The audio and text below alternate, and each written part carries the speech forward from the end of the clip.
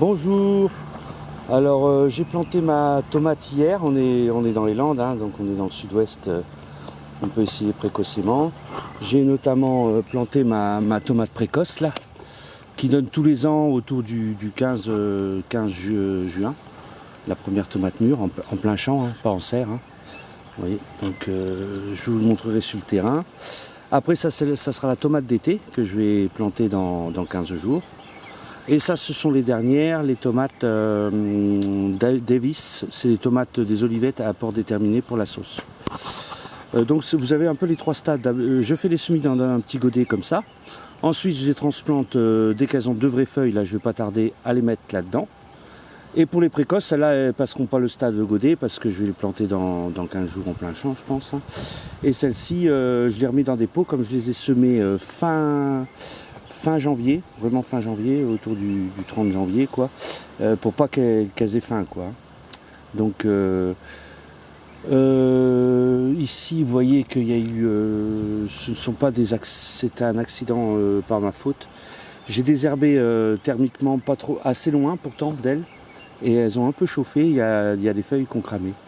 Bon, bah, donc j'ai repiqué les plus beaux plants et vous voyez les godets sont quand même conséquents. Hein. Voilà. Donc là, je vais les planter aujourd'hui normalement. J'ai des pieds de melon. J'ai 4 pieds de melon, 2 concombres. Et les melons sont là, 6 pieds de melon. Bon, normalement, j'en ai assez, mais quand je les plante, je ressème 1 ou 2 pieds en pleine terre pour échelonner un peu. Voilà. Là, ce sont les aubergines, des petites aubergines fines. J'ai eu quelques pieds qui sont morts subitement.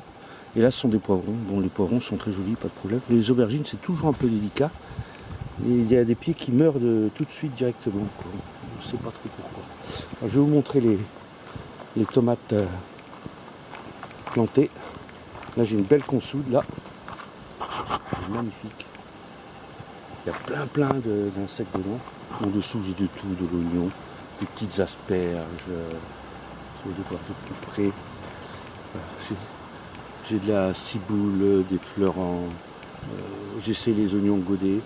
J'ai une nièce qui arrive, moi j'y arrive pas, ça m'énerve. Et voilà, des asperges, je fais beaucoup d'asperges en semis.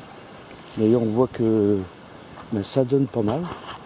Ce que je vais vous montrer, là elles sont en train de sortir, on en mange. Vous voyez, les asperges là. Voilà. Donc je plante un peu partout, des pieds un peu partout dans le jardin. Là, ce sont mes artichauts qui montent, qui vont bientôt donner aussi. Hein. On peut voir, ils sont assez balèzes. Hein. Ils vont bien donner. Je les ai repiqués l'an dernier, hein. Je les ai démariés l'an dernier. Donc c'est des tout neufs, c'est pour ça qu'ils vont bien donner cette année.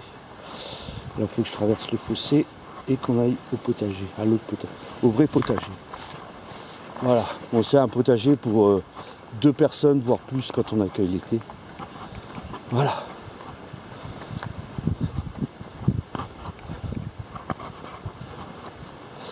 Donc là j'ai la blette, on en mange encore, mais c'est la fin là, elles sont en train de monter à graines. Elles ont donné, mais c'est de la folie. Là j'ai de la courgette que j'ai plantée aussi, il n'y a pas longtemps, il y a 2-3 jours.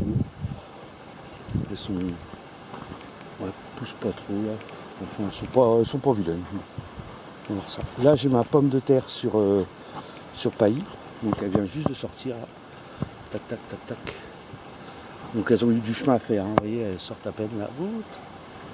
Elles se font un petit peu bouffer toujours au départ, puis après ça va. Par contre après elles auront à manger. Et ça reste très humide. Là c'est de l'ail portugais, des très grosses têtes. Là j'ai ma fève. Bon, bah, la fève, dans les Landes, on en mange déjà. Hein. Il y a un peu les gousses. En dessous là. Ici là, on en voit pas mal. Et voilà les pieds de tomates que j'ai plantés hier. Alors, vous voyez, je plante et il y a déjà les tomates dessus. Alors là, c'est la première fois que je les ai si tôt, que j'ai les plants aussi beaux. Voilà. Je mets plus dans du compost acheté, je fais mon compost moi-même. Alors l'inconvénient, il y a des tas de mauvaises herbes dedans. Mais dessus, je mets un fond de terreau maison et par-dessus je mets du terreau acheté, comme ça c'est les tomates qui repousseraient de mon compost arrivent bien après les tomates que j'ai semées. Donc j'arrive à les repérer. Sinon tout le monde pousse là. Là j'ai préparé du terrain. Alors là vous allez hurler parce que je prépare au motoculteur. Ensuite je fais les buts.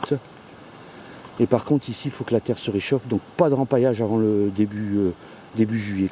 Quand les chaleurs arrivent. Sinon c'est pourri de limaces. Il y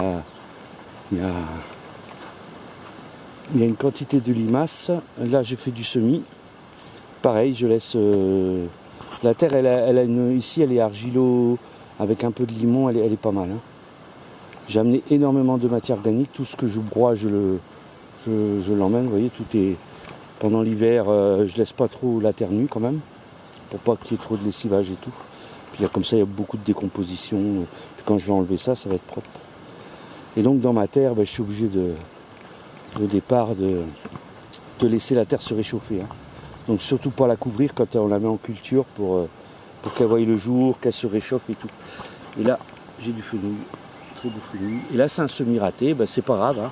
Quand on rate un semis, on rebine, on nettoie. Et ce coup-ci, ce que je vais semer, il y aura très très peu de mauvaises herbes.